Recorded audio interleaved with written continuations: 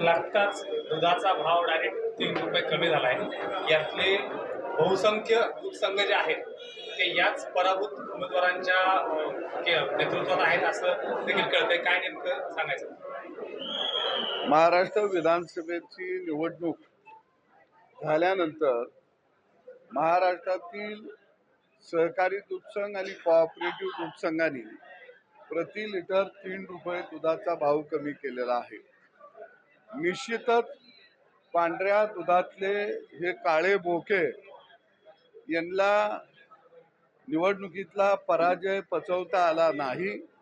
महाराष्ट्रातल्या जनतेच्या मनामध्ये, शेतकऱ्यांच्या मनामध्ये सरकारविषयी एक अनास्थेची भावना निर्माण व्हावी, सरकारविषयी जनतेच्या मनामध्ये उद्रेक व्हावा, याच भावनेतून यांनी सगळ्यांनी 3 रुपये प्रति लिटर दुधाचा भाव गाईचा आणि म्हैशीचा कमी केलेला आहे.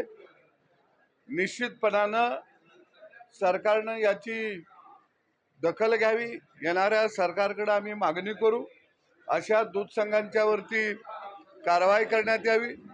कारण दुधाचा भाव किती असावा याचं एक धोरण सरकारनं, शासनानं निश्चित केलेलं आहे आणि त्या धोरणापेक्षा हे दूध संघ जाणीवपूर्वक राज्यातल्या दूध उत्पादकाला वेठीला धरत आहेत. ते योग्य नाही आणि निश्चितच सरकार याची गंभीर दखल घेईल. कोणाकोणाचे दूध संघ आहेत तुम्ही करू शकता? कारण गोकुळ असेल, तुमच्या ह्याच्यातलं देखील आहे, सगळेच आहेत. हे सगळे दूध संघ जे आहेत हे काँग्रेस आणि राष्ट्रवादीचे आहेत आणि याच्यामध्ये थोरातांचा पराभव झाला. त्यांचा मयूर सहकारी दूध संघ आहे. एका बाजूला कोल्हापूरमध्ये बंटी पाटलांचा पराभव झाला, त्यांचा गोकुळ दूध संघ त्यांच्या ताब्यामध्ये आहे. जयंत पाटलांचा अपेक्षाभंग मतदारसंघातल्या जनतेनं केली, त्यांचा राजारामबापू सहकारी दूध संघ आहे आणि प्रायव्हेट सगळे जे संघ आहेत ते यांचे राष्ट्रवादी आणि काँग्रेसवाल्यांचे आहेत. निश्चितपणानं त्यांना पराभव पचवता आला नाही. त्या पराभवाचा राग महाराष्ट्रातल्या दूध उत्पादक शेतकऱ्यावरती काढत आहेत. पण मी या सगळ्या दूध संघांना सांगतो की गाठ आमच्याशी आहे. कारण सरकार बनल्यानंतर निश्चितपणानं तुमच्या बाबत सरकारला आम्ही ठोस भूमिका कारवाईची घ्यायला लावू. एवढं मात्र मी इशारा राज्यातल्या दूध उत्पादकाच्या वतीने या दूध संघांना देतो. विश्वजित कदम असं म्हणतात की अनेक दिग्गजांचा पराभव ते चव्हाण असतील,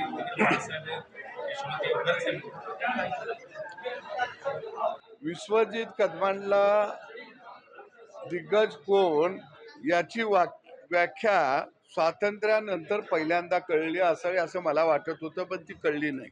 लोकशाहीमध्ये भारतरत्न डॉक्टर बाबासाहेब आंबेडकरांनी जो मताचा अधिकार दिलाय ते झोपडीतला माणूस सुद्धा आपला राजा कोण असावा हा ठरवू शकतो. एवढा मोठा अधिकार भारतरत्न डॉक्टर बाबासाहेब आंबेडकर यांनी दिलेला आहे. विश्वजितजी दिग्गज, लोकशाहीमध्ये जनता असते, दिग्गज हा नेता किंवा एखादा व्यक्ती असू शकत नाही. आणि म्हणून खऱ्या अर्थानं पहिल्यांदा प्रस्थापितांच्या वाड्यांना सुरुंग लागला आणि तो सुरुंग लावण्याचं काम हे एकनाथ शिंदे साहेबांच्या माध्यमातून देवेंद्रजी असतील, अजितदादाही असतील, आमच्याबरोबर ते आहेत, यांनी ते काम केलं. आणि अखेला देवेंद्र क्या करेगा तो क्या कर सकता है, ये सब दिग्गजों को समझ में आना चाहिए ऐसा मुझे लगता है. आणि म्हणून मला वाटतं विश्वजित तुमच्या सरंजाईशाहीपणाला खऱ्या अर्थानं मूठ माती या महाराष्ट्रामध्ये दिली गेली आणि ती माझ्या मायमाऊलीनं दिली.